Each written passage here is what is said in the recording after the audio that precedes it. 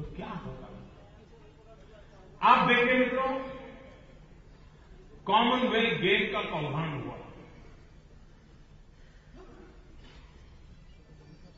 दुनिया की सबसे बड़ी ताकतवर सरकार कोई थी तो दिल्ली में थी। सबसे बड़ी सरकार थी तो दिल्ली में थी। ऊपर नीचे जितनी सरकारों के लेयर है सारी की सारी उनकी सरकारें थी।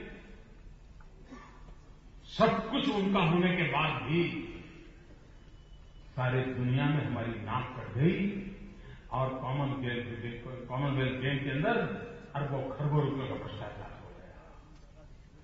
और उसके बावजूद भी उनका कोई दायित्व ही नहीं। जैसे रेनकोट पहन करके बाथरूम में नहा रहे हो।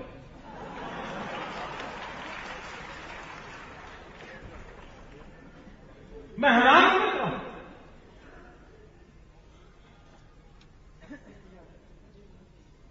और देश के पंडितों से मैं पूछ रहा हूं, इनको कैसे माफ किया जा सकता है? कैसे उनके पापों को स्वीकार किया जा सकता है? मित्रों, इस देश के अंदर इन दिनों चर्चा चल रही है, ग्रोथ रेट डाउन हो गया, ग्रोथ रेट डाउन हो गया, डाउन हो गया। क्यों हो गया भाई? आर्थिक का विकास दर चाहिए तो आपको आर्थिक गतिविधि चाहिए, कृषि में काम होना चाहिए, मैन्युफैक्चरिंग में काम होना चाहिए, सर्विस सेक्टर में काम होना चाहिए। लेकिन अगर कारखाने कैसे चलेंगे भाई? अगर बिजली नहीं है तो कारखाने कैसे चलेंगे? कारखाने नहीं चलेंगे तो नौजवानों को रोजगार कहां से मिलेगा? कारखाने नहीं चलेंगे तो इकोनॉमी कैसे मोबिलाइज होगी? मोमेंटम कहां से आएगा? और कारखाने चल क्यों नहीं रहे? तो कहे बिजली नहीं है। तो बिजली क्यों नहीं है? क्या बिजली के कारखाने नहीं है क्या?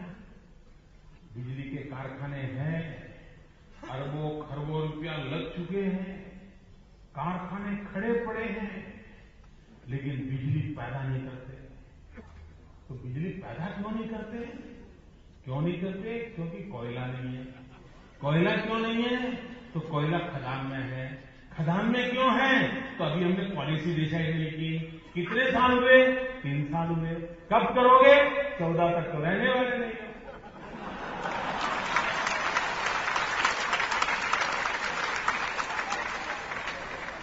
आप मुझे बताइए मित्रों, सारी जिम्मेवारियां उनकी है नहीं है? आज देश में एक तरफ अंधेरा है, लोगों को बिजली नहीं मिल रही है, बिजली के कारखाने बंद हो रहे हैं, और दूसरी तरफ 30,000 मेगावाट बिजली पैदा करने की क्षमता रखने वाले कारखाने फ्यूल के अभाव में बंद पड़े हुए हैं। कौन जिम्मेवार? जिसका पैसा लगना था लग गए, कारखाने खड़े हो गए।